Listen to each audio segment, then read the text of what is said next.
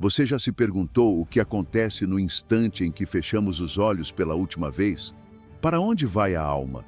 Há um túnel de luz, um julgamento imediato ou apenas um silêncio profundo? A morte é o maior mistério da existência humana e, ainda que muitos a temam, ela é inevitável. Mas e se a Bíblia já nos revelasse, nas entrelinhas e nos versículos esquecidos, exatamente o que nos aguarda do outro lado? Prepare-se para mergulhar em uma jornada sagrada, misteriosa e profundamente reveladora. Bem-vindo ao canal Sagrado Mestre, onde ensinamos verdades espirituais com base na palavra. Se você é cristão, tem fé, ou apenas sente aquele chamado inexplicável de entender o que vem depois do último suspiro, se inscreva agora. Este canal é para você. Hoje vamos falar sobre um dos temas mais sensíveis e fascinantes da fé. O que realmente acontece com a alma após a morte, segundo a Bíblia. Vamos explorar os bastidores do mundo espiritual, os relatos bíblicos que muitos ignoram e as possíveis etapas dessa transição que todo ser humano enfrentará. Não importa a sua idade, crença ou histórico religioso, este conteúdo foi feito para provocar sua alma e tocar seu coração. Afinal, quem nunca se perguntou se nossos entes queridos estão em paz? Se há uma consciência após a morte? Se somos julgados imediatamente ou se aguardamos em algum lugar além do tempo? Essas perguntas não são apenas teóricas. Elas moldam nossa forma de viver, de amar e até de enfrentar o sofrimento. E é importante deixar algo claro desde já. O que será dito aqui não tem o objetivo de impor uma verdade absoluta, mas sim apresentar com respeito uma leitura profunda e fundamentada na Bíblia, convidando você a refletir, estudar e, se sentir no coração, compartilhar suas impressões. Vamos começar pelo ponto mais ignorado por muitos. A morte na Bíblia não é o fim. Em diversas passagens, ela é comparada ao sono. No livro de Eclesiastes, capítulo 9, versículo 5, lemos: Os vivos sabem que vão morrer, mas os mortos nada sabem. Para eles não há mais recompensa, e até a memória deles foi esquecida. Isso indica uma interrupção da consciência? Um estado de pausa? Mas ao mesmo tempo, Jesus fala com firmeza sobre a vida eterna. Em João 11, 25, diante da morte de Lázaro, ele declara: Eu sou a ressurreição e a vida. Aquele que crê em mim, ainda que morra, viverá. Aqui, já não se trata de um estado de espera, mas de uma certeza de continuidade. E então nos deparamos com um paradoxo. Se a alma dorme, como pode viver? Se os mortos não sabem de nada, como podem ser julgados imediatamente? Seria possível que exista uma espécie de limbo, uma antecâmara espiritual?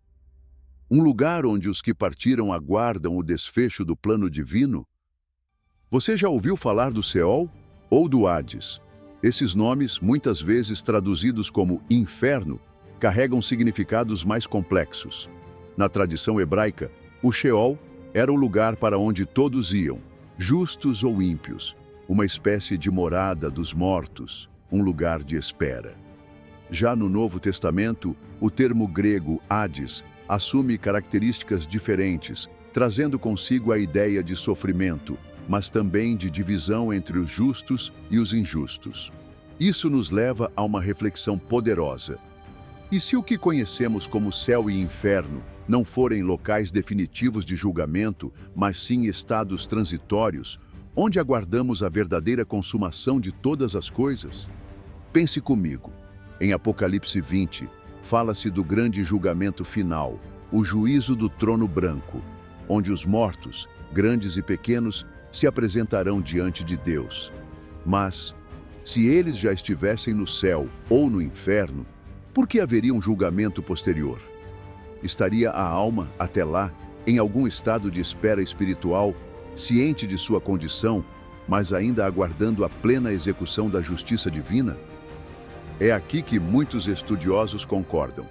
Existe um intervalo entre a morte e a ressurreição final. Um tempo fora do tempo.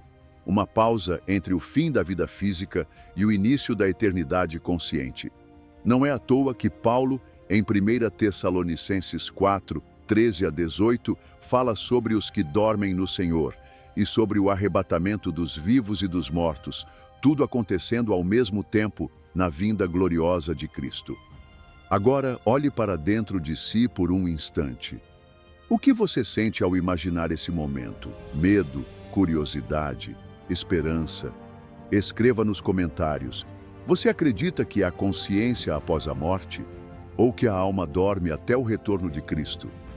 Quando contemplamos o momento da morte como um sono espiritual, abrimos caminho para compreender um dos mistérios mais profundos da Bíblia, o conceito de ressurreição.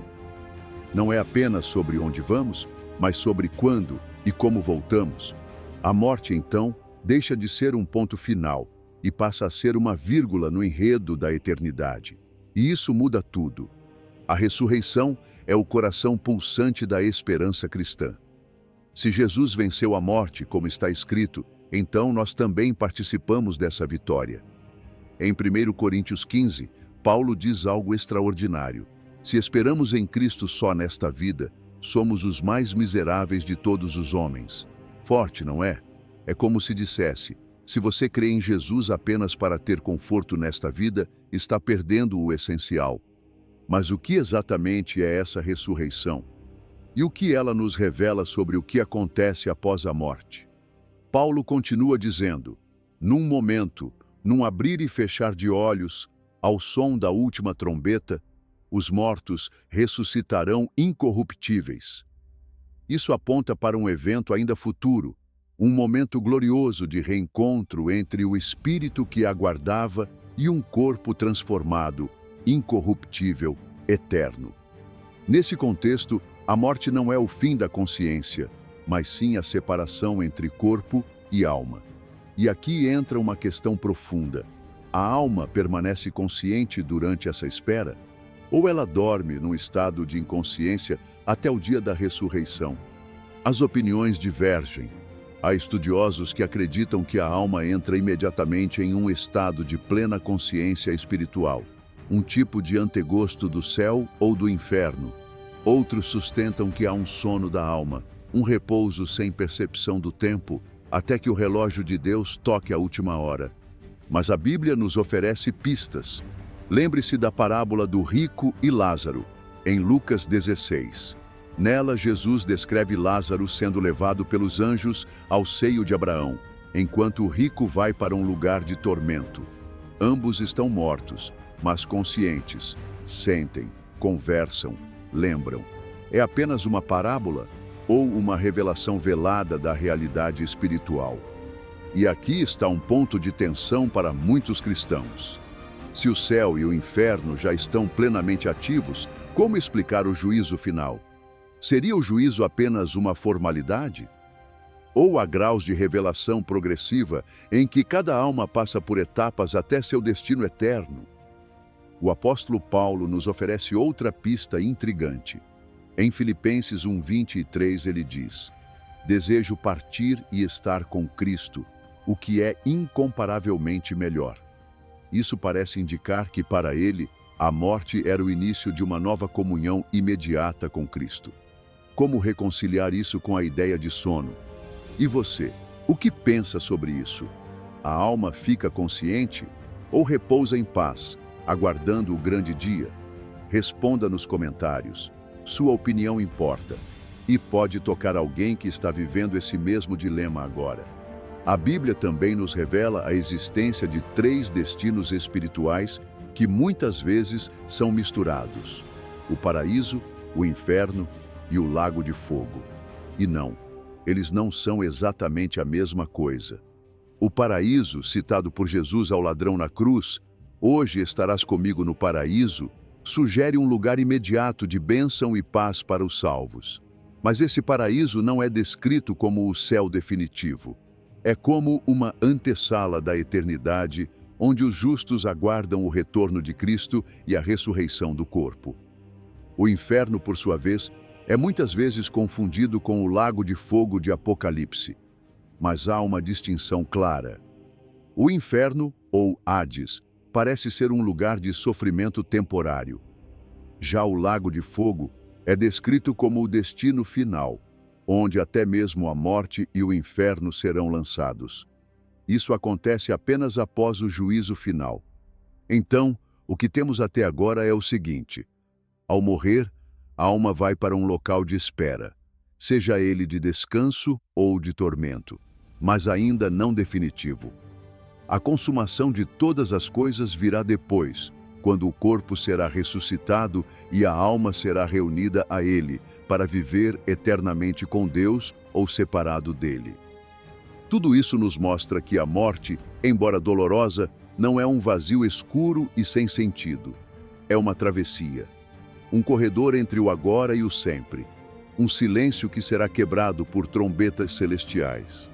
Mas, e aqueles que tiveram experiências de quase morte, que dizem ter visto luzes, anjos, familiares ou até mesmo o inferno? Como a Bíblia encara esses relatos? São visões autênticas, alucinações ou lampejos do mundo espiritual? Há muito debate sobre isso, mas a verdade é que a Bíblia não fecha portas para manifestações espirituais. Pelo contrário, ela está repleta de visões, encontros com anjos e revelações sobrenaturais. Por isso, não podemos desprezar esses relatos. Precisamos analisá-los com discernimento, com oração e sempre à luz da palavra. Mas uma coisa é certa: nada contradiz o plano de Deus. Se alguém viu o céu ou o inferno e voltou, talvez tenha sido para alertar, para despertar corações, para lembrar que a vida é breve e que o que fazemos com ela ecoa na eternidade. E você? Já conheceu alguém que passou por uma experiência assim? Ou teve um sonho tão vívido que parecia mais real do que o mundo ao seu redor? Conte nos comentários. Sua história pode ser o sinal que alguém precisa ouvir hoje. Porque essa jornada não é só sobre o fim, é sobre o que fazemos com o tempo que temos até lá. E a cada batida do coração, a eternidade se aproxima. Imagine agora o momento em que a trombeta celestial finalmente soa. O céu se abre, a terra treme, os mares devolvem os corpos que guardaram por séculos, os sepulcros se rasgam, o que antes era pó se reconstrói. É o dia da ressurreição. O dia em que a alma se reencontra com o corpo, mas não o mesmo corpo, e sim um corpo glorificado, incorruptível, preparado para a eternidade. A Bíblia descreve esse dia com uma solenidade quase indescritível. Em 1 Coríntios 15:52, Paulo afirma: num momento, num abrir e fechar de olhos, a última trombeta, porque a trombeta soará, e os mortos ressuscitarão incorruptíveis, e nós seremos transformados. A morte será tragada pela vida. O fim dará lugar ao novo começo. Mas o que é esse corpo glorificado? Será que vamos reconhecer nossos entes queridos? Teremos memórias da vida terrena? Sentiremos alegria, tristeza, saudade? A Escritura aponta que o corpo ressurreto será semelhante ao corpo de Cristo após a ressurreição. Jesus comia, caminhava, conversava, mas também atravessava portas e ascendia aos céus. Havia continuidade, mas também uma transformação completa. Não há dor, não há doença, não há decadência. É o corpo ideal, eterno, preparado para viver na presença de Deus. E isso nos leva a uma das maiores promessas do cristianismo, a vida eterna. Mas o que é, de fato, viver eternamente? Apenas existir para sempre não seria uma prisão se não houvesse propósito, comunhão, amor. A vida eterna, segundo a Bíblia, não é apenas longevidade, é qualidade. Jesus define isso claramente em João 17:3. A vida eterna é esta, que te conheçam a ti, o único Deus verdadeiro, e a Jesus Cristo, a quem enviaste. Ou seja, viver eternamente é estar em comunhão perfeita com Deus, conhecendo-o, amando-o, sendo plenamente conhecido e amado. Mas esse destino glorioso não é automático. A palavra nos ensina que haverá um julgamento. E esse é um ponto crucial para entendermos a plenitude do que acontece após a morte. O juízo final, descrito em Apocalipse 20, é o momento em que todos, vivos e mortos, se apresentarão diante do trono branco de Deus. Os livros serão abertos, e cada um será julgado segundo as suas obras. Mas há também o livro da vida, e somente aqueles cujos nomes estão escritos nele herdarão o reino eterno. Aqui, mais uma vez, surge a pergunta que cala fundo na alma. Meu nome está escrito nesse livro? Como posso ter essa certeza? A resposta não está em obras humanas, mas na fé genuína em Jesus Cristo. Em Romanos 10:9 está escrito: se com a tua boca confessares ao Senhor Jesus e em teu coração creres que Deus o ressuscitou dentre os mortos, serás salvo. É pela graça. Mas é também uma decisão, um chamado à conversão, ao arrependimento, à entrega total da vida. Você já fez essa entrega? Ou ainda está em dúvida? Não há vergonha em admitir que ainda estamos buscando. A jornada espiritual não é linear, mas há uma urgência que não podemos ignorar. A morte não marca a hora. Pode chegar no silêncio de um sono ou no estrondo de um acidente. Pode tocar o jovem ou o ancião. Por isso, o tempo de decidir é agora. E para onde vão aqueles que recusam a graça de Deus? A Bíblia não silencia sobre isso. Fala do destino eterno dos que rejeitam o Evangelho. Um lugar chamado Lago de Fogo, onde há pranto e ranger de dentes. Uma realidade espiritual de separação eterna de Deus, onde não há luz, não há paz, não há presença divina. É um tema difícil. Muitos evitam falar sobre o inferno, por medo, por desconforto, por compaixão. Mas Jesus falou sobre isso mais do que qualquer outro personagem bíblico. E ele não fazia isso por crueldade, mas por amor. Um amor que adverte, um amor que chora ao ver uma alma se perder. Será que temos essa mesma compaixão hoje? Quantas vezes oramos por alguém que sabemos que está longe de Deus? Quantas vezes preferimos o silêncio à verdade? Que tipo de fé estamos vivendo se ela não nos move a alertar, amar e clamar por aqueles que ainda não despertaram? Essa é a parte mais desafiadora da jornada pelo além.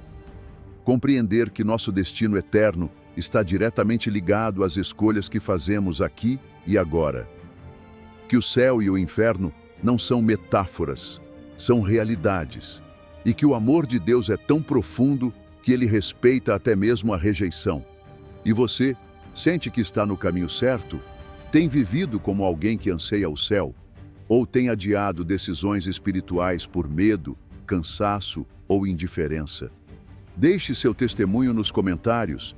Fale com liberdade. Às vezes, uma confissão escrita pode ser o primeiro passo de um recomeço. A eternidade é longa demais para ser ignorada. E Deus é bom demais para ser deixado para depois. Quando refletimos sobre o que nos espera após a morte, não podemos evitar olhar para o próprio coração humano. Esse campo de batalha onde fé e dúvida se enfrentam todos os dias. Mesmo os mais devotos, em algum momento enfrentam a pergunta: e se não for como eu imagino? E se não houver nada? E se houver algo para o qual não estou preparado? Essas perguntas, muitas vezes sufocadas em silêncio, precisam ser trazidas à luz, porque é na luz que a verdade se revela. E a Bíblia não foge dessas angústias. Ela caminha lado a lado com o ser humano em sua dor, em sua busca, em sua sede de eternidade. E mais do que respostas prontas, ela nos oferece uma pessoa, Jesus. Jesus não apenas falou sobre a vida após a morte, ele passou por ela. Ele a enfrentou e venceu. Isso muda tudo. Em Apocalipse 1:18, ele diz: eu sou aquele que vive, estive morto, mas agora estou vivo para todo o sempre, e tenho as chaves da morte e do inferno. Ele não é um observador distante, ele é o Senhor da eternidade. E isso nos leva a um ponto essencial. A nossa esperança não está em teorias, dogmas ou interpretações. Está em uma pessoa viva, uma pessoa que experimentou o fim e voltou para nos dizer que há algo além, que a morte não é o último capítulo, mas e o luto? E o vazio que fica quando alguém que amamos parte? Como a Bíblia nos consola diante dessa dor tão humana e tão devastadora. Em 1 Tessalonicenses 4,13, Paulo escreve: Não queremos, porém, irmãos, que sejais ignorantes acerca dos que já dormem, para que não vos entristeçais como os demais, que não têm esperança. Note que ele não diz para não se entristecer. Ele diz para não se entristecer como os que não têm esperança. O luto cristão não é a ausência de dor, é a dor envolta na promessa. É o choro que sabe que o reencontro virá, que o amor não foi em vão, que cada lágrima é vista por Deus e será enxugada por Ele mesmo, como prometido em Apocalipse 21:4. Ele enxugará dos seus olhos toda lágrima. Não haverá mais morte, nem pranto, nem clamor, nem dor, porque as primeiras coisas já passaram. Você está vivendo um luto? Perdeu alguém recentemente? Sente que ainda carrega essa ferida aberta? Compartilhe nos comentários. Não está sozinho. E talvez alguém que leia sua dor encontre força para continuar. Também é importante lembrar: a maneira como vivemos hoje influencia diretamente o que viveremos na eternidade. A morte não altera o caráter, apenas o revela. Ela não muda quem somos, apenas traz à tona, diante de Deus, tudo o que fomos. Por isso, tantos textos bíblicos nos alertam sobre vigilância espiritual, sobre viver com propósito, sobre renunciar ao pecado e buscar a santidade. Não porque Deus é um juiz severo à espera de falhas, mas porque Ele deseja nos preparar para a plenitude da vida eterna. Algo que começa aqui, agora. Você já parou para pensar nisso? Que o céu não é apenas um destino, mas uma realidade que pode começar no seu coração hoje? Que viver com Deus não é algo reservado ao pós-morte, mas uma comunhão diária e transformadora? Jesus disse: O reino de Deus está entre vós. Isso significa que a eternidade já toca o presente, que ao perdoar, amar, servir, orar, meditar na palavra, já estamos ensaiando a eternidade. Já estamos afinando o coração para o grande encontro. E falando em encontro, como você imagina o momento em que verá Deus face a face? O que diria? O que sentiria? Silêncio? Alegria? Temor? A Bíblia nos dá vislumbres desse encontro.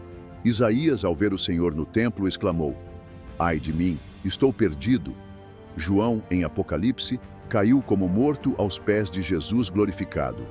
Isso mostra que a presença de Deus é avassaladora, que nos desarma, que revela o quanto somos pequenos e o quanto somos amados mesmo assim. Sim, porque esse mesmo Deus que será nosso juiz é também nosso Pai. Ele nos conhece profundamente, sabe de cada queda, cada lágrima, cada oração sussurrada no escuro. E se você acha que ainda está longe demais, lembre-se: o ladrão na cruz precisou apenas de uma frase para ouvir a promessa da eternidade. Talvez você esteja se sentindo indigno. Talvez esteja com medo de morrer por não saber o que te espera. Ou talvez esteja apenas cansado, com o coração pesado pelas lutas da vida. Mas escute com atenção. Deus não quer que você viva aterrorizado pela morte. Ele quer que você viva em paz, com a certeza de que, ao fechar os olhos aqui, você estará mais perto do que nunca de casa, dele. E se isso tocou você, escreva nos comentários: quero viver com propósito. Isso já será, por si só, uma oração, uma declaração, um passo. Depois da travessia do vale da sombra da morte, depois do julgamento justo, da separação entre o que é eterno e o que é transitório, finalmente vislumbramos aquilo que o coração humano tanto anseia: o céu. Mas o que é de fato o céu? A maioria imagina nuvens, harpas, anjos em coro, mas a Bíblia descreve algo infinitamente mais grandioso. Em Apocalipse 21, João tem uma visão da Nova Jerusalém. Ele vê uma cidade descendo dos céus, adornada como uma noiva. Suas ruas são de ouro puro, seus muros de pedras preciosas. Mas o que mais impressiona não são os detalhes materiais. É o fato de que Deus habita ali com os homens. E ouvi uma grande voz vinda do trono que dizia: agora o tabernáculo de Deus está com os homens, com os quais ele viverá. Eles serão os seus povos, o próprio Deus estará com eles e será o seu Deus. Apocalipse 21:3. Isso é o céu, estar com Deus, ver seu rosto, ouvir sua voz, viver sem medo, sem dor, sem culpa. Um lugar onde o tempo não desgasta, onde o amor não machuca, onde a eternidade é um presente e não uma prisão. E sim, você poderá reencontrar aqueles que partiram com fé, poderá abraçá-los, ouvi-los, sorrir com eles, mas não será como antes. Será ainda melhor, sem a dor da saudade, sem o medo da perda, sem as limitações da carne. Um reencontro selado por Deus, no tempo de Deus. Você consegue imaginar isso? O céu é a resposta divina a todos os nossos anseios, por justiça, por pertencimento, por paz. Lá, ninguém ficará de fora por engano, e ninguém entrará por mérito próprio. Estar ali será fruto da graça, daquele amor incondicional que venceu a morte, atravessou os séculos e continua alcançando corações até hoje.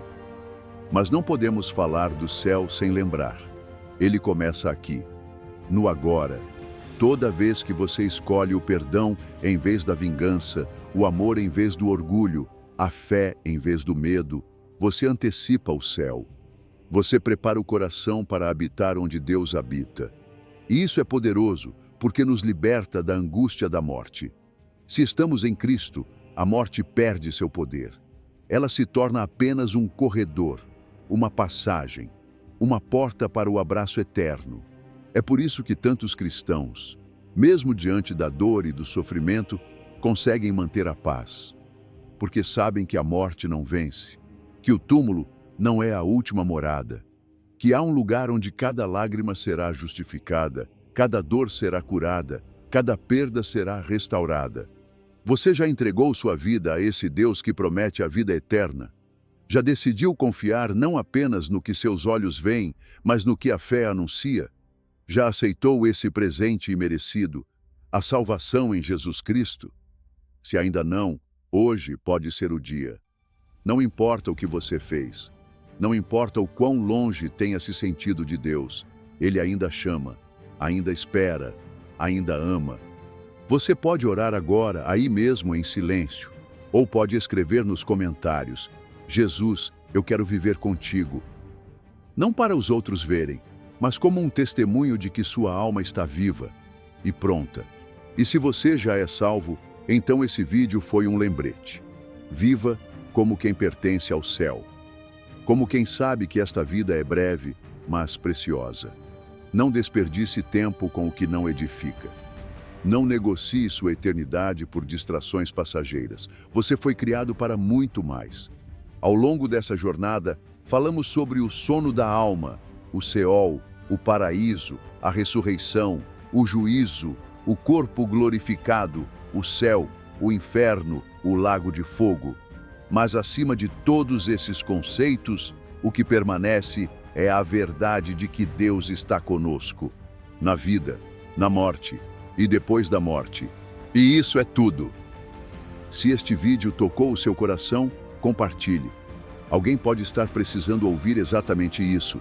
Curta, comente e principalmente se inscreva no canal Sagrado Mestre.